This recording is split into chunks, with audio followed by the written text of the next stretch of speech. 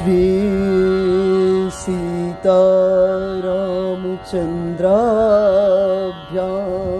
नमः। मंगलमूर्तये श्री हनुमते नमः। वाग्देवतायै श्री सरस्वत्यै नमः। श्रीरामः शरणं समस्तजगतां रामं विना का गतिः। रामेण प्रतिहन्यते कलिमलं रामाय कार्यं नमः। रामात्रस्यति कालभीमभुजगो रामस्य सर्वं वशे। रामे भक्तिरखण्डिता भवतु मे राम त्वमेवाश्रय। राम त्वमेवाश्रय। राम त्वमेव आश्रय।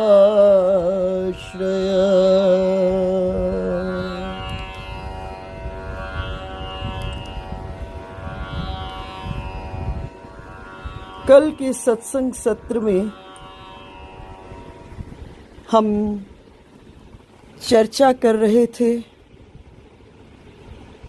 जब परांबिका जगदम्बिका पार्वती जी ने महादेव से विवाह के उपरांत प्रश्न किया कि क्या वो निर्गुण निराकार सर्वसामर्थ नहीं था।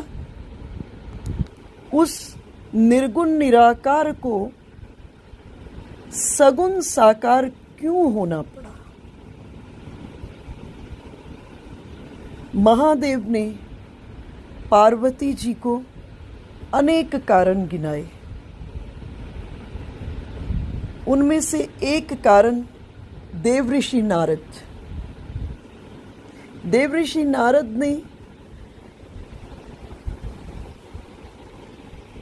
जब दो महादेव के गणों को श्राप दे दिया और उस श्राप को पुनः वरदान के रूप में परिवर्तित कर दिया कि आपका उद्धार भगवान विष्णु के माध्यम से होगा, अर्थात भगवान विष्णु सगुण साकार राम रूप में प्रकट होंगे और आपका उद्धार होगा। तो उस निर्गुण निराकार के सगुण साकार होने में एक कारण देवऋषि नारद भी थे। कल हम यही चर्चा कर रहे थे। देवऋषि नारद ने कामदेव को जीत लिया। देवऋषि नारद ने काम को जीत लिया और क्रोध को भी जीत लिया।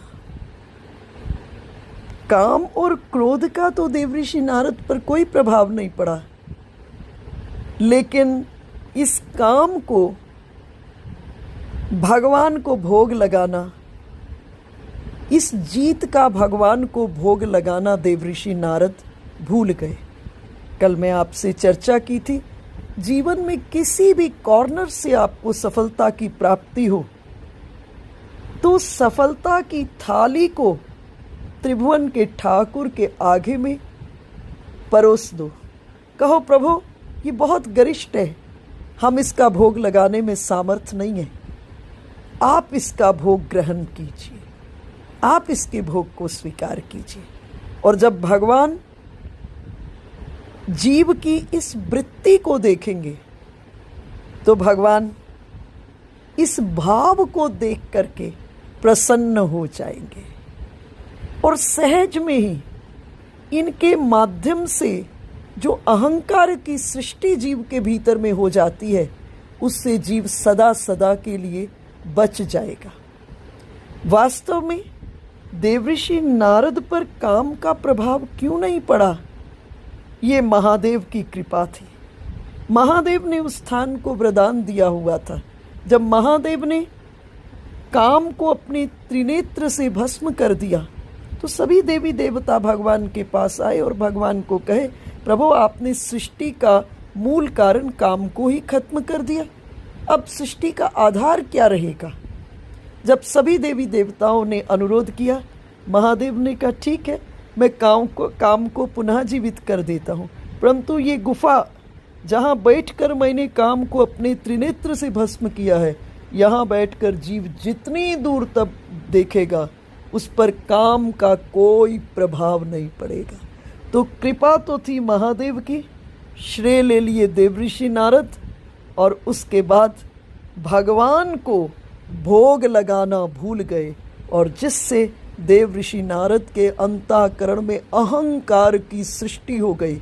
और इसी अहंकार में भरे हुए इस अहंकार ने, इस प्रशंसा ने, जब चलते वक्त कामदेव ने प्रशंसा की बारिश की, इस प्रशंसा ने देवऋषि नारद के अंदर भूख लगा दी, और देवऋषि नारद कहाँ पहुँच गए?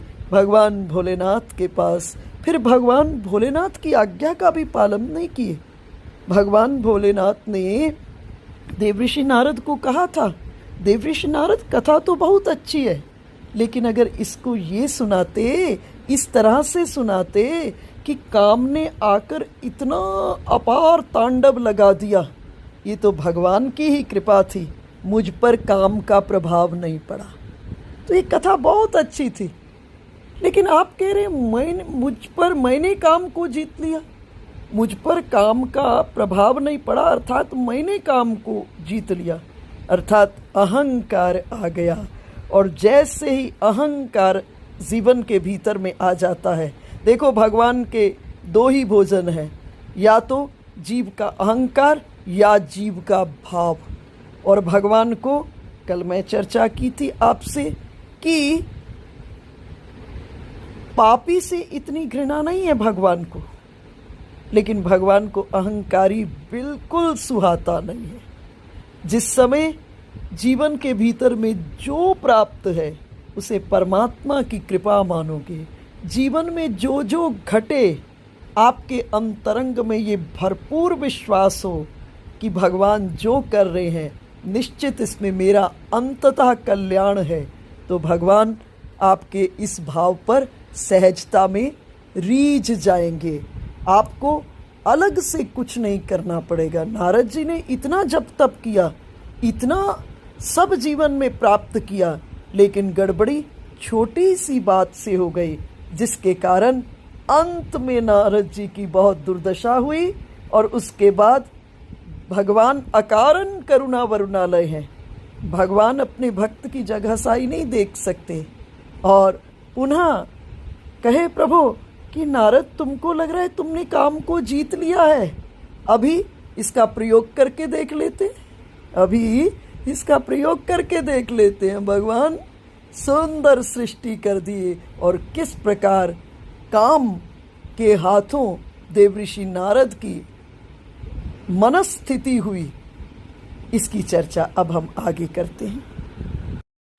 ये केवल आपकी कृपा का परिणाम है, लेकिन नारद जी तो भोग लगाना ही भूल गए, और वो भोग लगाना जो भूल गए, उसने अंतरंग के भीतर में अहंकार की सृष्टि कर दी।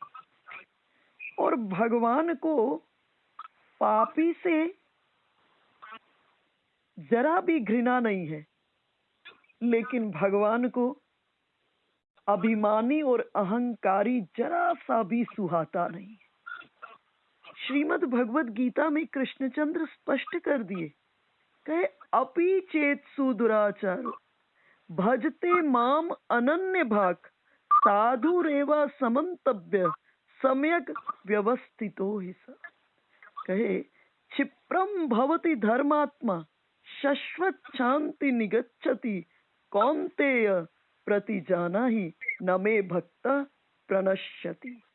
कहे अपि चेत्सु दुराचार, बोले कितना मर्जी बड़े से बड़ा दुराचारी हो जाए, लेकिन भजते माम अनन्य भाग, जैसे ही वो मेरी शरण में आ जाए, और किस तरह से आए, अनन्य भाव से आए, अर्थात जब मेरी शरण में आ जाए तो पूर्ण रूपेण मेरे शरणागत हो जाता है जब जीव, तो मैं कहता हूं, भगवान की वाणी है, श्री कृष्ण कह रहे हैं कि मैं कहता हूं तुम उस जीव को साधु मान लो। इसका सीधा अर्थ है कि भगवान को पापी से बिल्कुल भी घृणा नहीं, लेकिन भगवान को अहंकारी बिल्कुल नहीं सुहाता है। और जब देवऋषि नारद पहुंचे विष्णु भगवान के पास और विष्णु भगवान को बताने लगे कि मैंने कैसे काम को जीत लिया है, तो विष्णु भगवान जान गए कि नारद जी के अंतरंग में अहंकार का अंकुर जन्म ले लिया है। अब अंकुर जन्म ले लिया है तो ये पौधा तो बनेगा ही, पौधा बनेगा तो फूल खिलेंगे ही, और फूल खिलेगा तो उस पर फल लगेगा ही। तो अहंकार के पौधे पर किस प्रकार का फल लग सकता है? तो भगवान अपने भक्तों के रक्षक हैं, इसलिए भगवान उसी वक्त संकल्प कर लिए कि नारद के अंतरंग में ये जो अभिमान की सृष्टि हुई है, इसको मैं क्या करूंगा, बेगी सो मैं डारी हूं उखारी, इसको मैं तुरंत उखाड़ करके फेंक दूंगा। और नारद जी विदा लेकर के विष्णु भगवान से चले। इधर से भगवान माया को आदेश दिए, जिस मार्ग से देवऋषि जा रहे हैं उस मार्ग में 100 योजन का लंबा एक महल बना दो। 100 योजन अर्थात 400 कोस का बड़ा महल, और जैसे नगर बना दो। और जैसे ही देवऋषि नारद उस स्थान पर पहुंचे, देखे अद्भुत नगर, माया का विस्तार था, अद्भुत नगर और 400 कोस का नगर, और बिल्कुल हूबहू बैकुंठ जैसा नगर, बैकुंठ जैसा। नारद जी सोचने लगे कि अभी गया था तो यहाँ पर कुछ भी नहीं था, अब इतना विशाल नगर। भगवान की माया। और इस नगर के राजा कौन है? शील निधि। और आज शील निधि राजा की कन्या विश्व मोहिनी का स्वयंवर है। देवऋषि नारद जब पहुंचे, जैसे ही देवऋषि नारद पहुंचे, दृष्टि पड़ी शील निधि राजा की, और शील निधि राजा देवऋषि नारद को भीतर बुलाए, स्वागत सम्मान के, और स्वागत सम्मान करा करके अपनी कन्या विश्व मोहिनी को बुलाए। ये विश्व मोहिनी कौन है? ये माया ही है। और माया किसकी है? भगवान की माया है। और ये भगवान की माया ही विश्व मोहिनी है। पूरे जगत को नाना रूपों के भीतर में ये मोहित करती रहती है। सिर्फ उस पर ये प्रभाव नहीं पड़ता, उस पर इसका प्रभाव नहीं पड़ता जो भगवान के पूर्ण रूपेण शरणागत हो गया है। आपने बच्चे में बाल्यकाल में नगरों के भीतर में जादूगर आते थे। वो जादूगर नाना प्रकार के जादू दिखाते थे, और जादू के क्रम में कभी किसी का पेट काट देते, खून दिखा देते, नाना प्रकार के जादू दिखाते। और जो कमजोर हृदय वाले लोग होते ना, जब वो इस जादू को देखते तो बहुत घबरा जाते थे। लेकिन उस जादूगर के पास एक छोटा सा बच्चा, जमूरा जिसे कहते हैं थे, वो जमूरा रहता था। लेकिन उस जमूरे पर जादूगर के जादू का बिल्कुल भी प्रभाव नहीं पड़ता। क्यों?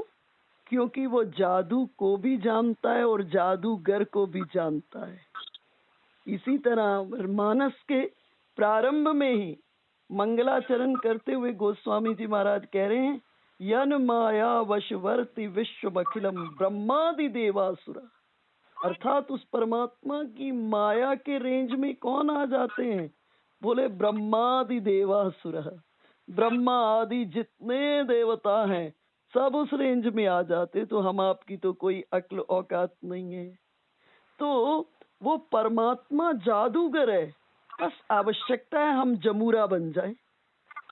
हम जमूरा बने तो ना तो जादू का प्रभाव पड़ेगा, और दूसरा भगवान के शरणागत होकर के ठाकुर जी के समकक्ष ही, ठाकुर जी के बराबर ही आनंद को हम अपने जीवन में अनुभव करेंगे।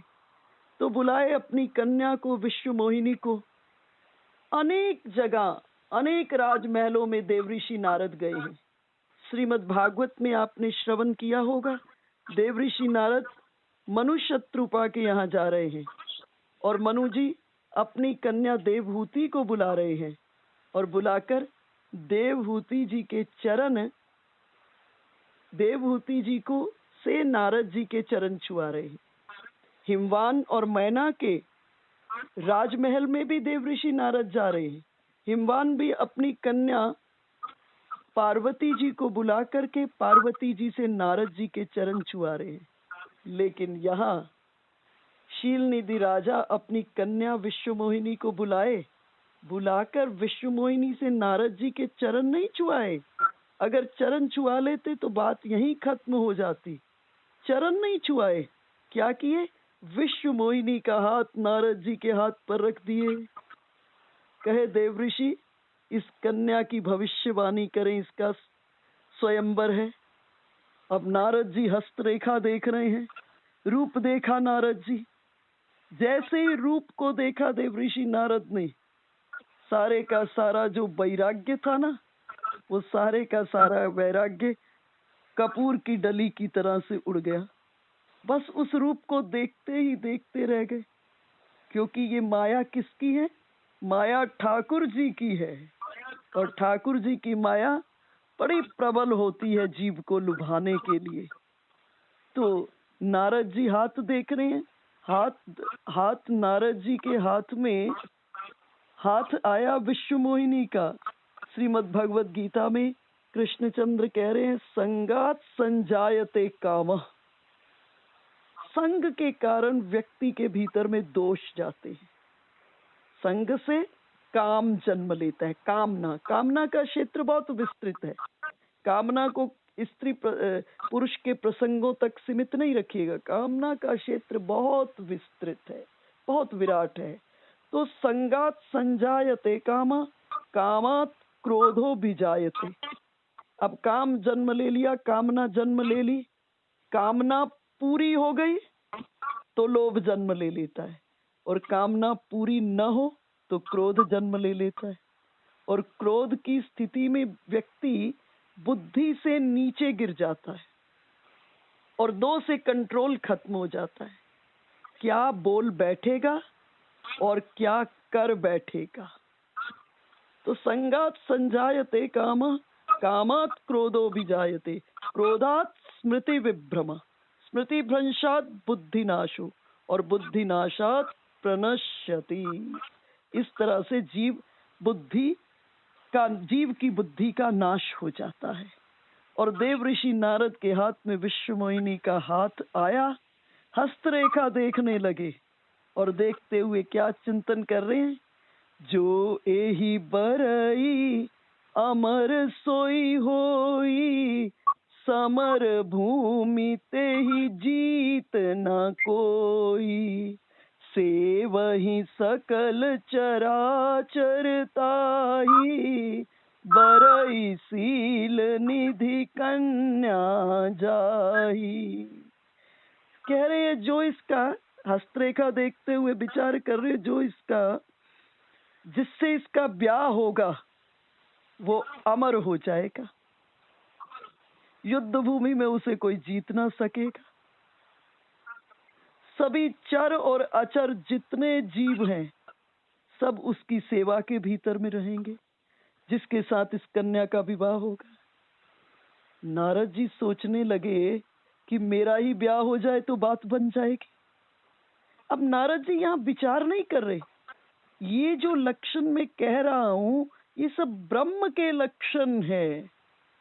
जो यही बर ही अमर सोई हुई, जिसका इसके साथ वरण होगा, जिसके साथ इस कन्या का विवाह होगा, वो अमर होगा। युद्ध भूमि में उसे कोई जीत नहीं सकेगा। सभी चर अचर उसकी सेवा करेंगे। तो विचार नहीं कर रही, ये जितने भी लक्षण हैं वो लक्षण ब्रह्म के हैं। लेकिन नारद जी विचार किए कि मेरा ही ब्याह हो जाए। अब अंतरंग के भीतर में जैसे ही ये भावना आई, जैसे ही ये मनस्थिति हुई, जैसे ही ये चाहत जन्मी, अब नारद जी सोच रहे हैं कि कौन सा जतन करूं कि मेरा ब्याह हो जाए इस कन्या से। देखो साधना कैसे एक क्षण के भीतर में खत्म हो जाती है। इसलिए मैं आपसे चर्चा की थी, ये मन के सिंहासन पर जब तक ठाकुर जी बैठे हैं कोई विकार आ ही नहीं सकता। और जरा सी असावधानी हुई, मन का आसन खाली हुआ, ये जितने विकार है उस पे जाकर के बैठ जाएंगे। ये जितने विकार है ये हमारे सेवक नहीं है, ये सब माया के आज्ञाकारी सेवक हैं। हमारे सेवक नहीं है कि हम कहे क्रोध जाओ और क्रोध चला जाएगा, हम कहे लोभ जाओ और लोभ चला जाएगा, हम कहे अहंकार जाओ और अहंकार चला जाएगा, हम कहे काम जाओ और काम चले जाएगा। ये नहीं जाने वाले। ये तो तब तक पास नहीं आने वाले जब तक मन के सिंहासन पर ठाकुर जी बैठे हुए। और जरा सी असावधानी हुई, जरा सी असावधानी हुई, ये सारे के सारे माया के आज्ञाकारी सेवक है और मन के सिंहासन पर आकर के जम जाते हैं। तो शास्त्र से पूछा गया कि ये सावधानी कब तक रखें, कब तक इस मन के सिंहासन की प्रूफिंग रखें, इस पर ठाकुर जी को बिठाए रखें कि ये विकार ना आए। तो शास्त्र ने कहा जब तक ये शरीर चिता में न जल जाए तब तक सावधानी। अर्थात इस मन के प्रति तब तक की सावधानी। यहाँ थोड़ी मैं आपसे चर्चा करूंगी। देखो ये जो मन है ना, श्रीमद् भगवद गीता में कृष्णचंद्र कह रहे हैं कि ये जो मन है, आपके शरीर में जो छोटा सा मन है वो मैं हूं। भगवान ने कहा वो मैं हूं। इंद्रिया नाम मनश्चास्मि। तुम्हारे शरीर में ये जो छोटा सा मन है ना, वो मैं ही हूं एक रूप में। ये मन रूपी इंद्री के रूप में मैं ही हूं। और भगवान ने कहा जरा ध्यान से देखना, इस मन को मैंने उड़ने की कला दी है। अब देखो शरीर आपका कहाँ कहाँ बैठा हुआ है सबका, लेकिन एक क्षण में अभी उड़ने का सोचे तो वृंदावन पहुंच जाए। एक क्षण में मन से बैठे ग्वालियर में हो, बैठे हो जयपुर में, बैठे हो सिरसा में, बैठे हो अन्य अन्य जगह, लेकिन एक क्षण में घर में बैठे हुए आप इस मन से उड़कर हरिद्वार जा सकते हो, वृंदावन जा सकते हो, रिश्तेदारों के पास जा सकते हो, संबंधियों के पास जा सकते हो। तो भगवान ने कहा ध्यान से देखो, मैंने इस मन को उड़ने की कला दी है। और भगवान ने कहा तुम्हारे शरीर में मन रूपी इंद्री मैं हूं। और भगवान ने कहा जब तक तुम्हारा ये छोटा सा मन मेरे विराट मन में नहीं मिलेगा, तुमको कुबेर का खजाना मिल जाए लेकिन चैन नहीं मिलेगा। चैन तभी मिलेगा जब ये तुम्हारा छोटा सा मन उड़कर मेरे विराट मन के भीतर में जाकर के मिल जाएगा।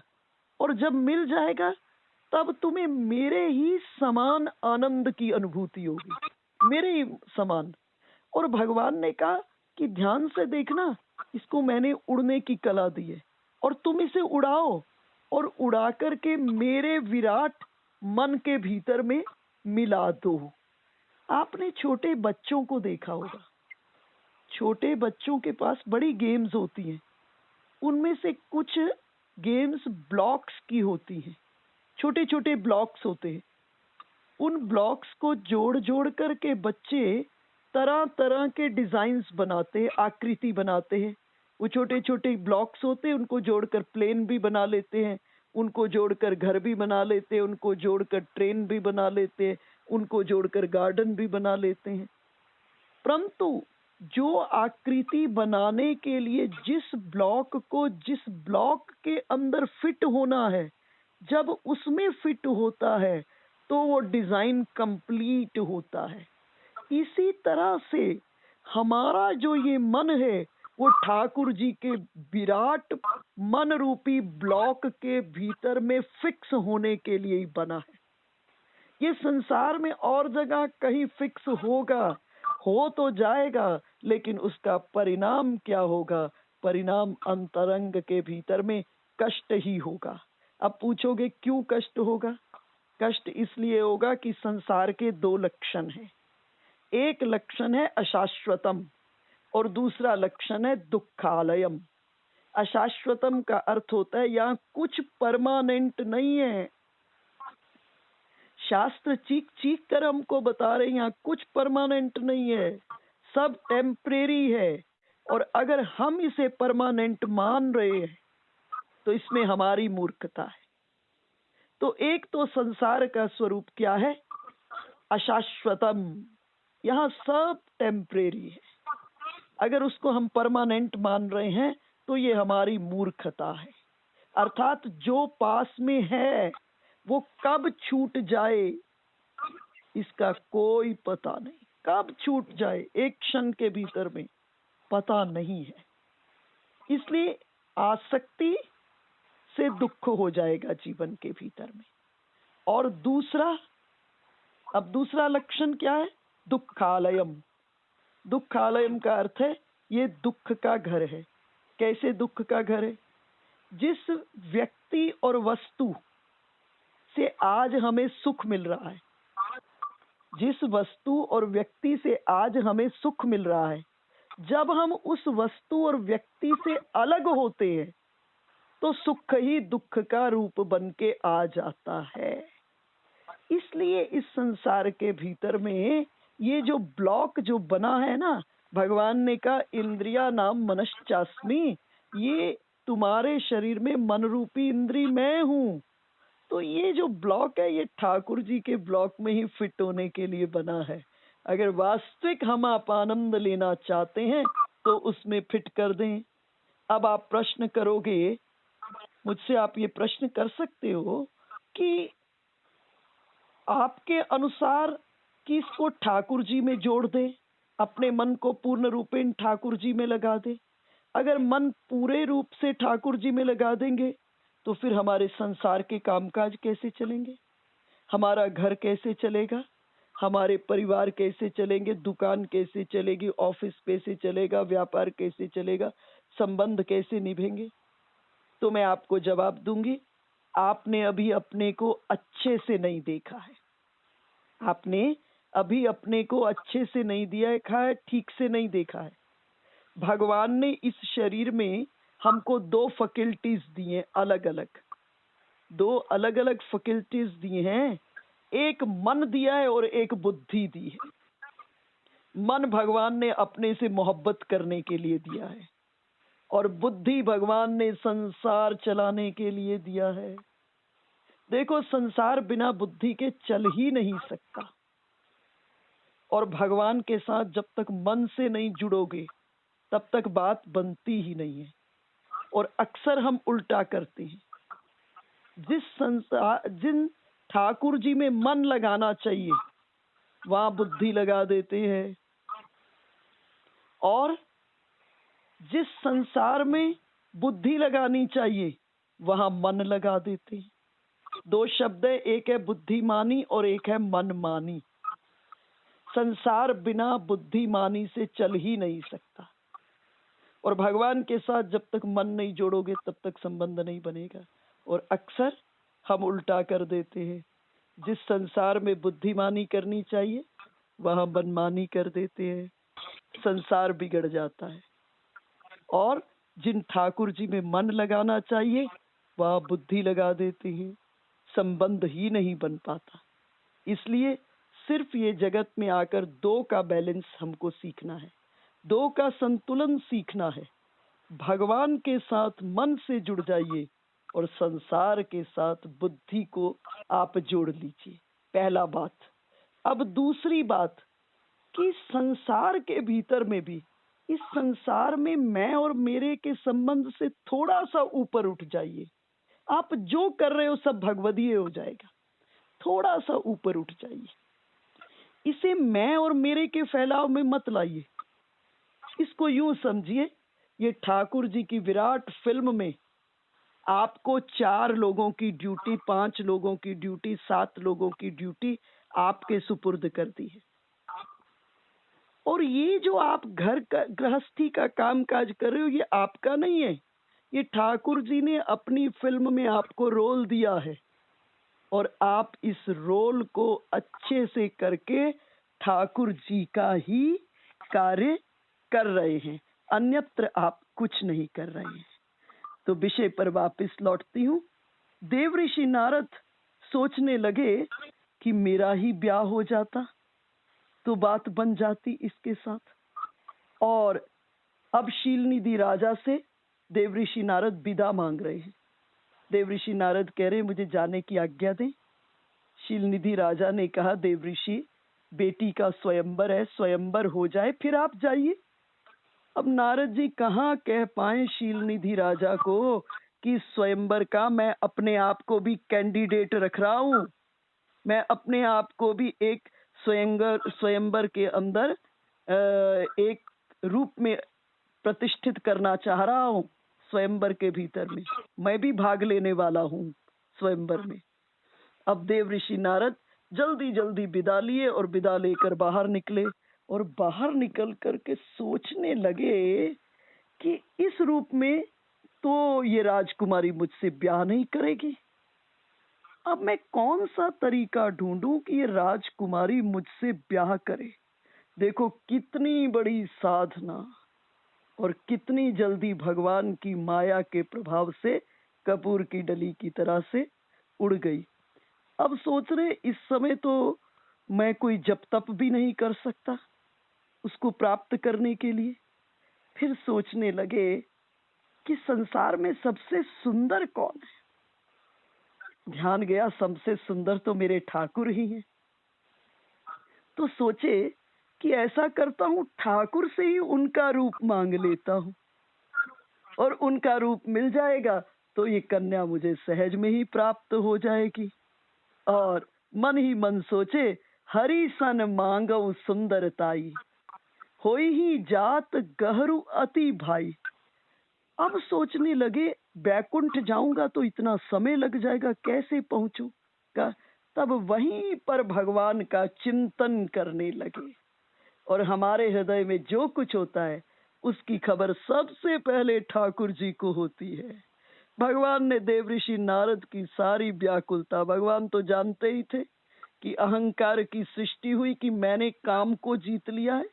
जरा नारद देखे तो सही काम कैसे नचाता है नारद जी को। नारद को ये ज्ञान नहीं है कि जिस गुफा के भीतर में बैठे थे वहां महादेव ने वरदान दिया हुआ है, किसी पर भी प्रभाव नहीं पड़ेगा।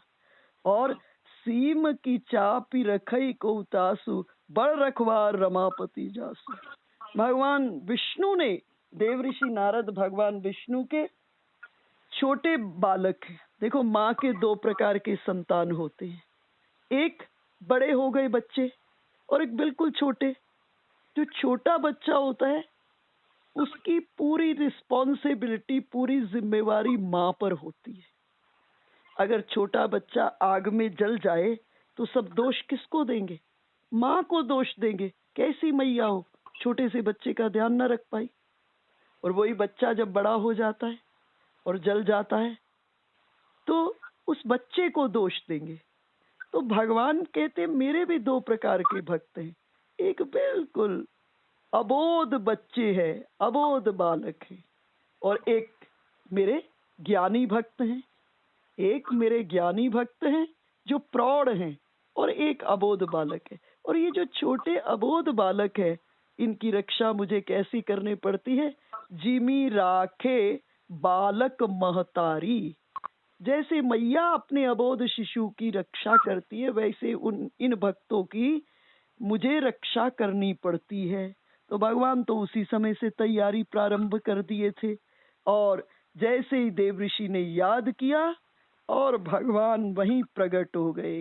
यही अवसर सहाय सोई हो, और भगवान प्रकट हो गए। देखो, एक बड़ी अच्छी बात नारद जी ने की। अहंकार हो गया नारद जी को, लेकिन एक बड़ी विशेषता नारद जी की यहाँ पर चरित्र से प्रकट हो रही है कि नारद जी उस रूप की प्राप्ति के लिए किसी अन्य जगह नहीं भटके। कहाँ गए? सोर्स के पास पहुंचे, अर्थात अपने इष्ट देव विष्णु भगवान की ही शरण में गए। देखो, जिस दिन ये विश्वास हो जाए, मेरी कैसी मर्जी स्थिति परिस्थिति हो जाए, लेकिन मेरे सहायक जो बने वो मेरे ठाकुर ही बने, तो उस दिन जीवन के भीतर में कुछ भी दुर्लभ नहीं, कुछ भी दुर्लभ नहीं। बस ये विश्वास गहरा हो जाए कि मेरे रक्षक अगर इस सृष्टि के भीतर में कोई है, कैसी भी स्थिति हो, मेरे रक्षक अगर कोई है तो ठाकुर जी ही है।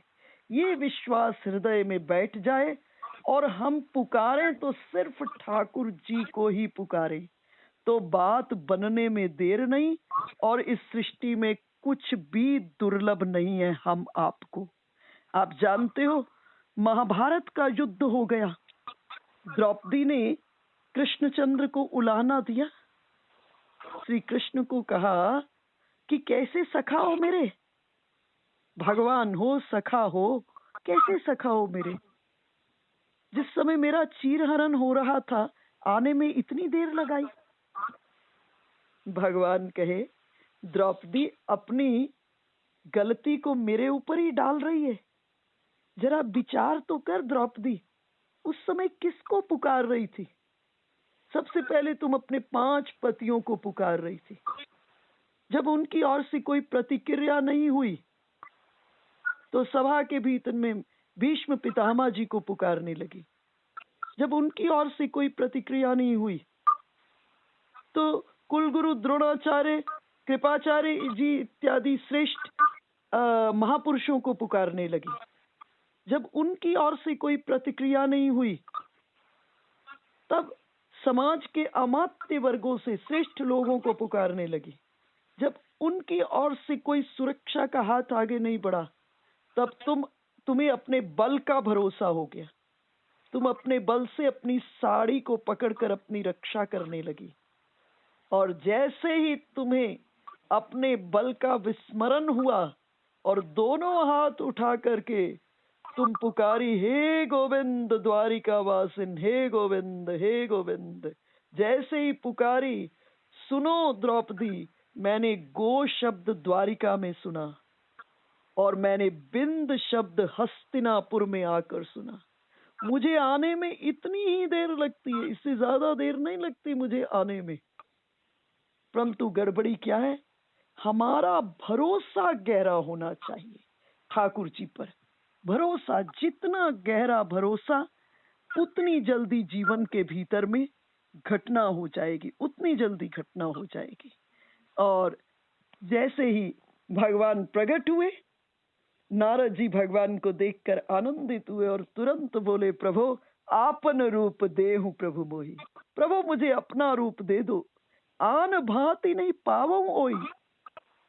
उसको प्राप्त करने का और कोई तरीका ही नहीं है, बस मुझे अपना रूप दे दो। भगवान ने कहा, देवऋषि आज दूसरा कौन आ गया? आज से पहले तो प्राप्ति का विषय केवल मैं था, आज ये दूसरा कौन आ गया? तभी देवऋषि नारद बोल उठे। बड़ी प्यारी बात देवऋषि नारद ने कह दी। हम सब भी अपने जीवन में इस बात को अपने अंतरंग में बांध लें। देवऋषि नारद बोले, प्रभु मांग तो लिया, आपन रूप देहु प्रभु मोहि, आन भांति नहीं पावऊं ओई। प्रभु अपना रूप दे दो, मांग तो लिया, लेकिन अंतरंग का विवेक फिर जागा। और देवऋषि नारद क्या बोले? प्रभु जेहि विधि नाथ होई हित मोरा, जेहि विधि नाथ होई हित मोरा, करऊं सो बेगी दास में तोरा। प्रभु जिसमें मेरा कल्याण हो, जेहि विधि होब नाथ हित मोरा। प्रभु जिसमें मेरा कल्याण हो आप वही कीजिएगा। शिक्षा लीजिएगा इस बात से, इस कथा से, कि परमात्मा के पास जाकर कभी कुछ मत मांगिएगा, कभी मत मांगिएगा, परंतु परमात्मा को छोड़कर और कोई दरवाजा भी तो नहीं है मांगने का। इसलिए क्या करना, भगवान के दरवाजे पर जाकर के झोली फैला देना और यही बात कहना जो देवऋषि नारद ने कही, जेहि विधि नाथ होई हित मोरा। प्रभु जिसमें मेरा कल्याण हो वही करना।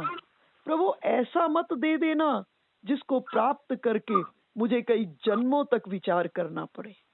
कई बार हम मांग तो लेते हैं भगवान से, परंतु उसको प्राप्त करके भगवान भी दे देते हैं, परंतु उसको प्राप्त करके हम जीवन भर व्याकुल होते रहते हैं कि हमने भगवान से क्या मांग लिया। देखो कभी कभी ऐसा होता है, छोटे बच्चे को आप बाजार ले जाते हो ना, और छोटा बच्चा बाजार में कोई खिलौना देखता है और वो जिद कर देता है, या कोई अन्य वस्तु देखता है, जिद कर देता है, मुझे लेकर दो लेकर दो लेकर दो। आप समझाते हो नहीं लेकर देना, नहीं लेकर देना, लेकिन अंत में वो क्या करता है, लेट जाता है जमीन पर, और तब आपको उसे लेकर देनी पड़ती। भगवान ने भी जो हमको नहीं दिया है, कुछ हिस्सों में उसमें हमारा कल्याण है, कुछ प्लेटफॉर्म्स में उसमें हमारा कल्याण है, लेकिन जब हम जिद करते हैं तो भगवान को वो हमको देना पड़ता है, और कई बार उसको प्राप्त करके जीवन भर हमको दुखी होना पड़ता है, जीवन भर दुखी होना पड़ता है। इसलिए भगवान को छोड़कर कोई और दरवाजा नहीं। संसार में आकर चारों पुरुषार्थों की भूमिका है, धर्म अर्थ काम और मोक्ष सब चाहिए, परंतु एक ही काम करना, भगवान के दरवाजे पर जाके मांगना नहीं, क्या करना, झोली को फैला देना और देना उस पर छोड़ देना। हमारी मांग बहुत छोटी हो सकती है और उसका देना बहुत विराट हो सकता है। आप विचार कीजिए, अगर सुदामा जी कुछ मांग लेते श्री कृष्ण से तो क्या मांग लेते, वो गरीब ब्राह्मण क्या मांग लेता।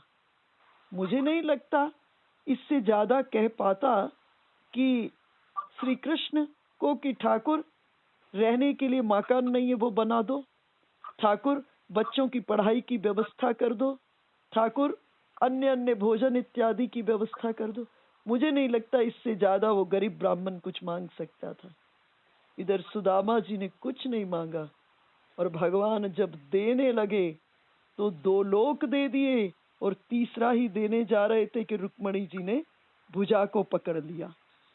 इसलिए भगवान के पास जब जाना तो एक ही चीज मांगना, जेहि विधि होब नाथ हित मोरा।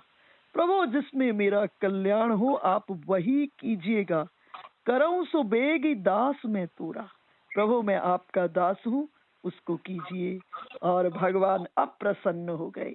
देवऋषि नारद जब ये कहे, भगवान जवाब दिए, जेहि विधि हो ही परम हित, जेहि विधि होई ही परम हित, नारद सुनऊ तुमार, सोई हम करब न आन कछु बचन न मृषा हमार। नारद मैं हित नहीं, जिसमें आपका परम हित होगा। परम हित का अर्थ होता है अंततः कल्याण। रामायण में 2 जगह ऐसे शब्द आए हैं, जगह जगह पर आपने देखा होगा धर्म शब्द का उपयोग हुआ है, और जगह जगह पर परम धर्म का भी उपयोग हुआ है। जगह जगह पर हित का उपयोग हुआ है, शब्द का उपयोग हुआ है, और जगह जगह पर परम हित का उपयोग हुआ है। धर्म का पालन करने से जीवन में सुख की प्राप्ति होगी, लेकिन परम धर्म के पालन से जीवन में अंततः कल्याण हो जाएगा। हित के माध्यम से हमारा जीवन सुंदर सुव्यवस्थित हो जाएगा, लेकिन परम हित होगा तो जीवन में अंततः कल्याण हो जाएगा। देखो धन आ जाएगा तो हमें सुख की प्राप्ति हो सकती है, लेकिन जब अंततः कल्याण की बात आएगी तो उसका माध्यम केवल धर्म ही हो सकता है। धन आपको सुख दे सकता है, परंतु परमहित अंततः कल्याण तो धर्म से ही होगा। तो हम क्या करें, एक छोटे बच्चे की तरह उस परमात्मा की शरण में चले जाएं। जैसे उस छोटे बच्चे को माँ पर पूर्ण भरोसा होता है, माँ कितना मर्जी डांटे, कितना मर्जी फटकारे, कुछ क्षण के बाद फिर माँ की गोद में चला जाता है। और भक्त को भी भगवान को छोड़कर अन्य किसी प्लेटफॉर्म पर नहीं जाना चाहिए। बड़ा सुंदर दृष्टांत आता है। एक बार ज्ञानदेव जी, परम ज्ञानी योगी थे ज्ञानदेव जी, महाराष्ट्र से नामदेव जी को साथ लेकर तीर्थ यात्रा पर चल दी। जाते जाते राजस्थान में जब पहुंचे तो ज्ञानदेव जी जल को खोजने लगे, पीने के लिए जल को खोजने लगे। और इस क्रम में ज्ञानदेव जी एक कुएं के पास नामदेव जी ज्ञानदेव जी पहुंचे, लेकिन सूखा कुआं था। तो ज्ञानदेव जी क्या किए, उस संकल्प से सूखे कुएं में प्रवेश करके कमंडल को लबालब भर के लाए और नामदेव जी को कहे जल ग्रहण करो। नामदेव जी कहे नहीं, इस योग के जल को नहीं ग्रहण करूंगा, मुझे प्यास लग रही है तो विट्ठल को भी प्यास लग रही होगी, और विट्ठल को प्यास लग रही है तो विट्ठल देख रहे होंगे मेरी प्यास को भी, और मुझे जल मिलना चाहिए। विट्ठल से प्रार्थना कर रहे हैं। जैसे ही विट्ठल भगवान से प्रार्थना की, एक चमत्कार हुआ, कुआं जल से लबालब भर गया। अर्थात भक्त को अपने भगवान को छोड़ करके अन्यत्र किसी के सहारे पर आस्था नहीं होती है, अपने ईश्वर को छोड़कर, इष्ट देव को छोड़ करके। इसलिए एक बात और कहूंगी, आप भगवान की पूजा ना करें चलेगा, भगवान को आपसे बिल्कुल पूजा की आवश्यकता नहीं है, लेकिन भगवान पर भरोसा जरूर करना। पूजा ना करें चलेगा, परंतु भगवान पर भरोसा नहीं करेंगे तो बात नहीं बनने वाली। इसलिए भगवान पर गहरा भरोसा। हमारे यहाँ शरणागति की 6 शर्तों में से एक शर्त यही है, रक्षतीति विश्वासो, भगवान मेरी रक्षा करेंगे, इसका पूर्ण विश्वास, पूर्ण विश्वास। भगवान विचार कर रहे हैं, नारद जब तुमने मुझे अधिकार दे ही दिया है, जेहि विधि नाथ होब हित मोरा, मुझे अपने हित का अधिकार दे ही दिया है, तो अब मैं तुम्हारा हित नहीं, अब मैं तुम्हारा परम हित करूंगा।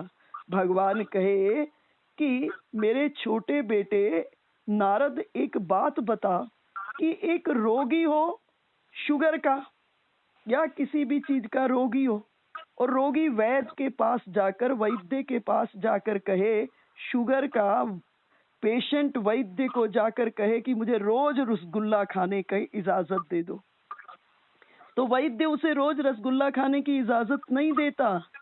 कुपथ मांग रुज व्याकुल रोगी, वैद न देहि सुनौ मुनि जोगी। अर्थात हे नारद, रोगी जाकर के वैद्य से कुपथ मांगे तो वैद्य उसे कुपथ नहीं देता, और तुम काम के रोगी हो नारद और कुपथ मांग रहे हो ब्याह, तो मैं तुम्हें ब्याह रूपी कुपथ नहीं देने वाला। और नारद जी ने रूप मांगा था भगवान अपना सुंदर देह का, तप्त कांचन हिरण्यमय सुंदर स्वरूप भगवान ने देवऋषि नारद को प्रदान कर दिया। और नारद जी ने अपना हाथ देखे, पांव देखे, बदन देखा, अद्भुत, रोम रोम चमचमा रहा है। आनंदित हो गए नारद जी, और आनंदित हो गए नारद जी। लेकिन भगवान ने नारद जी को शरीर तो अपना नीचे का दे दिया, मुख बंदर का लगा दिया नारद जी पर। और गड़बड़ी क्या है, हमें अपना शरीर तो दिखता है, मुंह दिखता ही नहीं। मैं कभी कभी सोचती हूँ, अगर दर्पण ना होता और हमारी हमसे मुलाकात हो जाती तो हम तो अपने को पहचान ही नहीं पाते। अपने को आज जो हम पहचान रहे हैं वो दर्पण के कारण पहचान रहे हैं कि हम ऐसे हैं।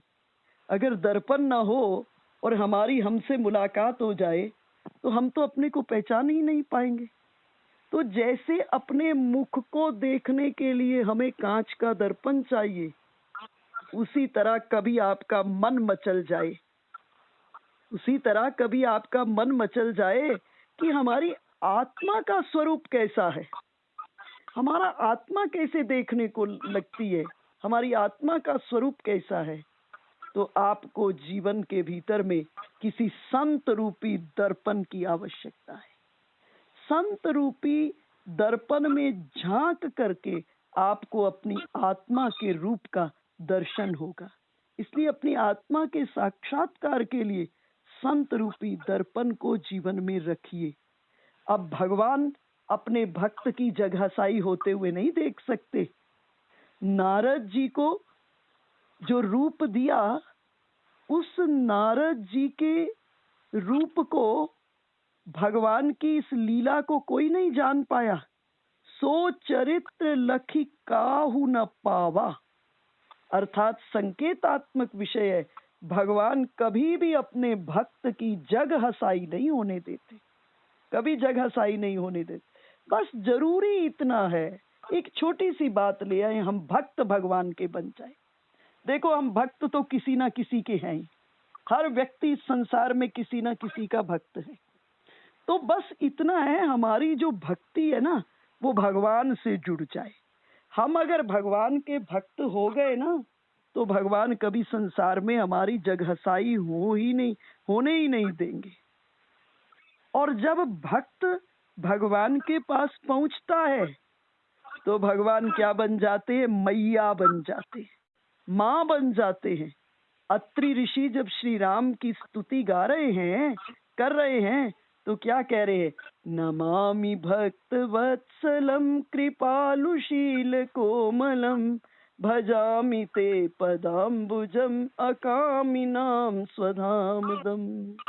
कहे प्रभु, जब आपका भक्त आपकी शरण में आता है तो आपकी वात्सल्यता प्रकट हो जाती, आपकी वात्सल्य, आप मैया हो जाती हो। जैसे माँ संतान के दोष को देखती है तो उसका प्रचार नहीं करती, अपने संतान के दोष को माँ छुपाती है। किसी के घर में भले डांट ले, लेकिन पब्लिक में अगर उनके बच्चे के बारे में कोई कुछ बोलेगा तो आगे डट करके माँ सामना करेगी कि आपने ऐसे कैसे बोल दिया। तो भगवान भी जब उनका भक्त उनकी शरण में जाता है तो उनकी वात्सल्यता प्रकट हो जाती है।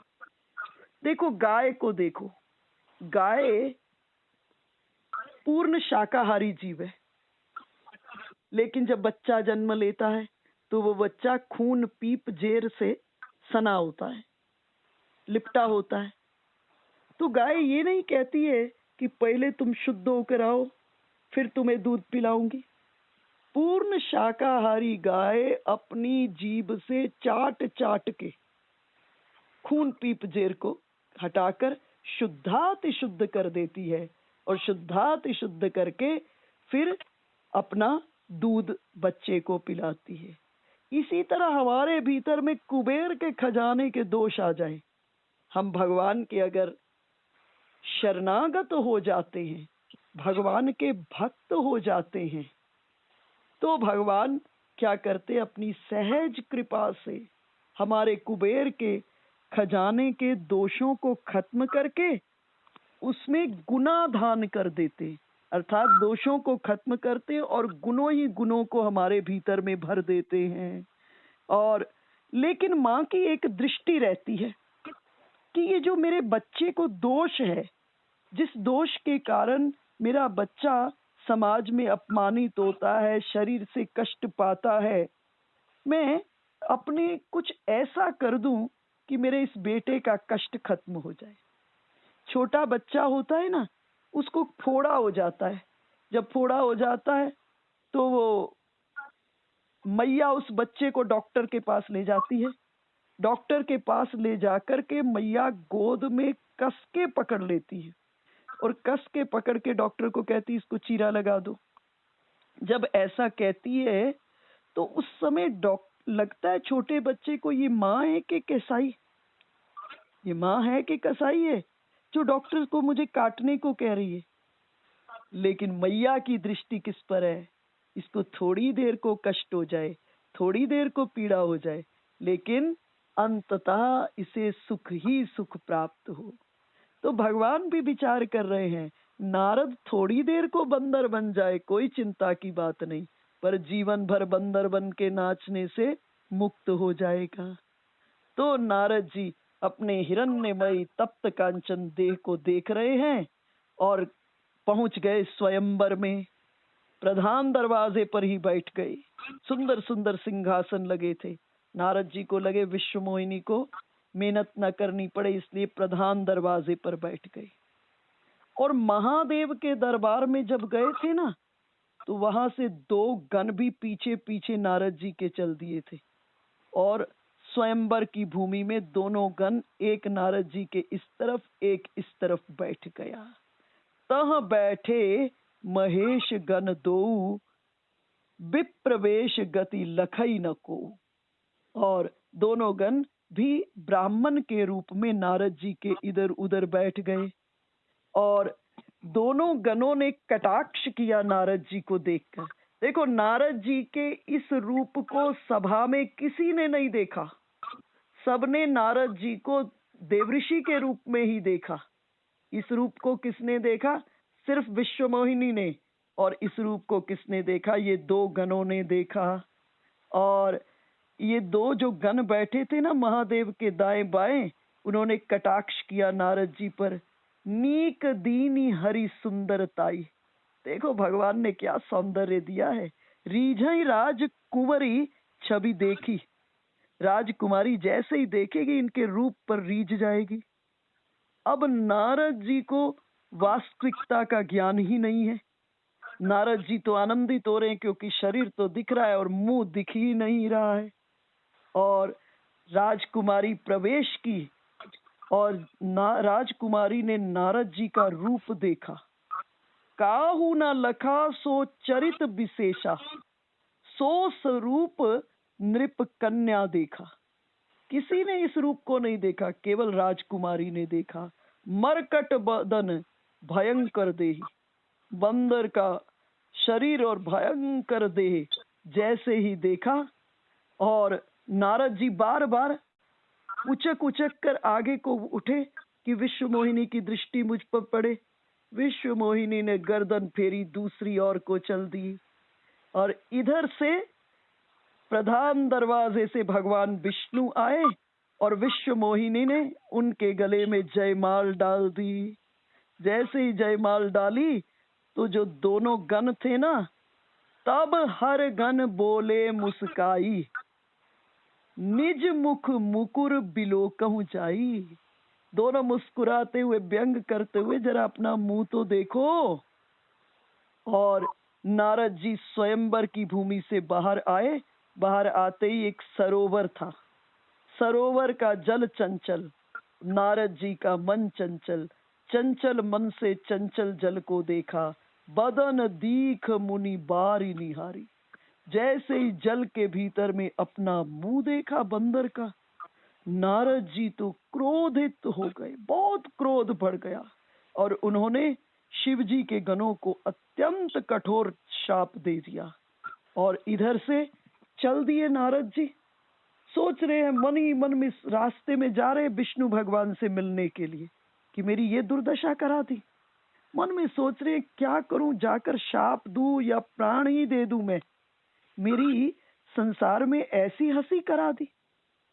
और ये सोचते सोचते मनोस्थिति ऐसी व्याकुल हो रही है नारद जी की। हमारे हृदय में जो कुछ होता है उसकी खबर सबसे पहले ठाकुर जी को।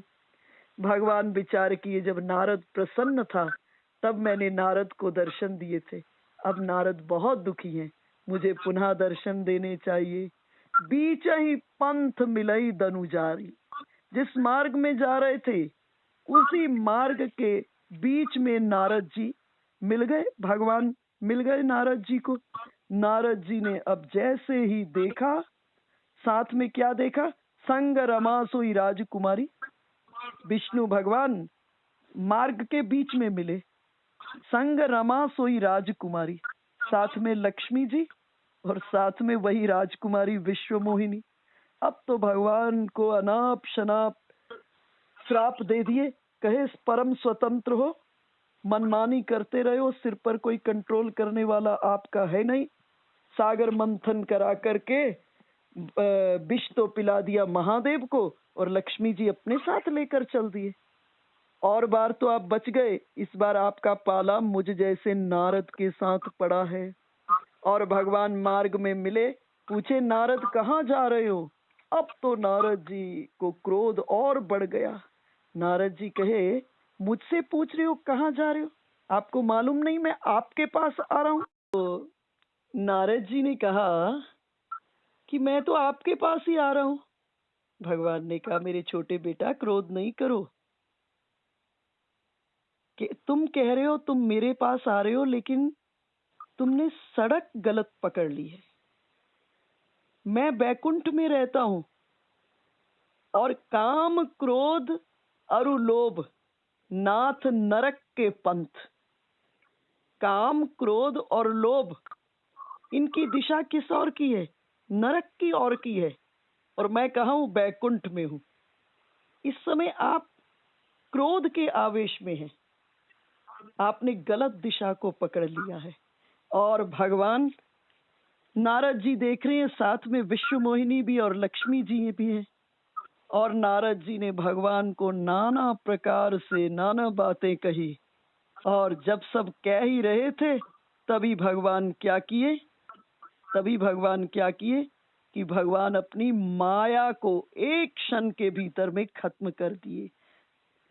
जब हरि माया दूरी निवारी, नहीं तह रमा न राजकुमारी। भगवान ने अपनी माया को हटाया, न वहां विश्व मोहिनी है और न लक्ष्मी जी है। अब नारद जी को समझ आया ये तो प्रभु की लीला थी, ये तो भगवान की लीला थी। ये जो मुझको अहंकार हो गया था कि मैंने काम को जीत लिया है, इसी काम के हाथों जो मुझको अहंकार हो गया था, भगवान ने अपनी लीला के माध्यम से मेरी दुर्दशा करा दी थी। अब नारद जी को बड़ा अपराध बोध हुआ कि प्रभु आपने तो मेरा इलाज कर दिया।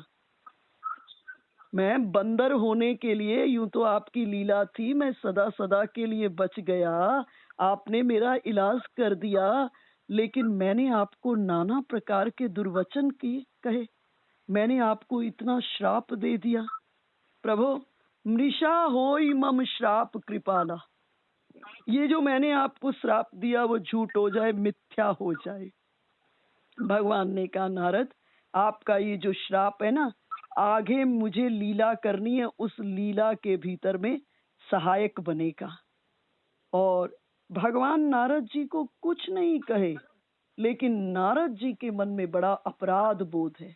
देखो कई बार हम किसी को कुछ कह देते हैं तो दूसरा व्यक्ति हमको कुछ नहीं कहता, लेकिन हमारे मन में ग्लानि होती है, हमने ऐसा क्यों कह दिया। भगवान पर कोई प्रभाव नहीं पड़ा, लेकिन नारद जी के मन में अपराध बोध हो रहा है कि मैंने भगवान को क्यों ऐसा कह दिया। और जब नारद जी के मन में अपराध बोध हुआ, नारद जी बार बार कह रहे हैं प्रभु कुछ ऐसा करें कि जो मैंने श्राप दिया वो झूठ हो जाए। नारद जी को भगवान समझाए आपका श्राप, आगे मुझे लीला करनी है, उस लीला के भीतर में वो श्राप मेरा सहायक होगा। लेकिन नारद जी के मन के अपराध बोध को भगवान ने देखा तो भगवान ने कहा अगर इस अपराध बोध के बोझ से मुक्त होना चाहते हो नारद, तो एक ही काम करो, जपाहू जाई शंकर सतनामा, होई ही हृदय तुरत विश्रामा। ऐसा करो, भगवान शंकर के शत नाम का जप करो और भगवान भोलेनाथ का के नाम का जप करने से हृदय में तुरंत शांति, तुरंत विश्राम की प्राप्ति होगी। भगवान कहे को नहीं शिव समान प्रिय मोरे, असी पर तीति तजऊ जनी भोरे। मुझे शिवजी के समान और कोई प्रिय नहीं है देव ऋषि, इस विश्वास को भूल कर भी जीवन पर कभी मत छोड़ना। और जेहि पर कृपा न करहि पुरारी, सो न पाव मुनि भक्ति हमारी। देखो, मैं कल भी चर्चा की थी, मानस के अंदर भक्ति की प्राप्ति के 2 तरीके बताए हैं। श्री राम अपनी वाणी से कह रहे हैं। पहला तरीका है, औरऊ एक गुप्त मत सबहि कहऊँ कर जोरी, शंकर भजन बिना नर भक्ति न पावहि मोरी। जब भगवान भोलेनाथ कृपा करते हैं जीव पर, तो मेरी भक्ति की प्राप्ति होती है। और सभी शास्त्रों ने एक मत होकर कहा है, जिस भी व्यक्ति से जाने अनजाने में कोई अपराध हो जाए, किसी से भी जाने अनजाने में अपराध हो जाए, और वो अपराध बोध उसको पीड़ा दे रहा हो, तो उस अपराध बोध से मुक्त होने का एक ही तरीका है, शिवार्चन करो, शिवार्चन करो। और अब महादेव की अब नारद जी को जब राघवेंद्र सरकार ने कहा कि जपऊं जाई शंकर सतनामा, अब हृदय के भीतर में शांति हुई और मन शांत हुआ। और इधर से जब मन शांत हुआ तो नारद जी, मन शांत हुआ, नारद जी जा रहे थे। अब जो दोनों गण थे ना, उन दोनों गणों ने देखा नारद जी को अब क्रोध नहीं है, अब नारद जी शांत हो गए। तो दोनों शिव जी के गण नारद जी के पास पहुंचे, उनके चरण पकड़ लिए, कहे हमने बड़ा अपराध कर दिया और उस अपराध का हमने फल पा लिया, आपने हमको श्राप दे दिया। हम आपसे प्रार्थना करते हैं कि हम शिव जी के गण हैं, हम ब्राह्मण नहीं हैं, हम शिव जी के गण हैं। अब जो हमको श्राप दिया उसको दूर करने की कृपा करें। और नारद जी को फिर दया आ गई। नारद जी कहे श्राप तो दे दिया हूँ, इसको वरदान में बदल देता हूँ। आप दोनों गण कौन होगे? बोलो आप दोनों गण राक्षस हो जाओ, लेकिन राक्षस होते हुए भी आपके पास महान ऐश्वर्य होगा, महान तेज होगा, बल होगा, और अपने बल से पूरे विश्व को आप जीत लेंगे। और तब विष्णु भगवान अवतार लेंगे और विष्णु भगवान मनुष्य का शरीर धारण करेंगे और युद्ध क्षेत्र में श्री हरि के हाथों आपकी मृत्यु होगी और फिर आप मुक्त हो जाओगे और संसार में पुनः जन्म नहीं लोगे। निशिचर जाई हो तुम दो, वैभव विपुल तेज बल हो, भुज बल विश्वजितव तुम जहिया, धरि हैं विष्णु मनुज तनु तहिया, समर मरन हरि हाथ तुम्हारा, होई हूँ मुकुत ना पुनि संसारा। और इस प्रकार से यही दोनों जो हर गण थे, कालांतर के भीतर में रावण कुंभकर्ण हुए। अर्थात भगवान के निर्गुण निराकार को सगुण साकार होने के पीछे कई कारण हो जाते हैं। उसमें से एक कारण कौन हुए? देव ऋषि नारद ने इन गणों को श्राप दे दिया और श्राप देते हुए क्या कहा? समर मरण हरि हाथ तुम्हारा। युद्ध क्षेत्र में श्री हरि मनुष्य रूप में अवतार लेकर के आपके साथ युद्ध करेंगे और उस युद्ध से में आपका हरि के हाथों मृत्यु प्राप्त होगी, मुक्त होंगे और पुनः संसार में जन्म नहीं लेंगे। तो भगवान के निर्गुण निराकार से सगुण साकार होने में अनेक कारणों में से एक कारण देव ऋषि नारद भी हुए। और इससे आगे जो कारण होंगे उनकी चर्चा हम कल के सत्संग सत्र में करेंगे।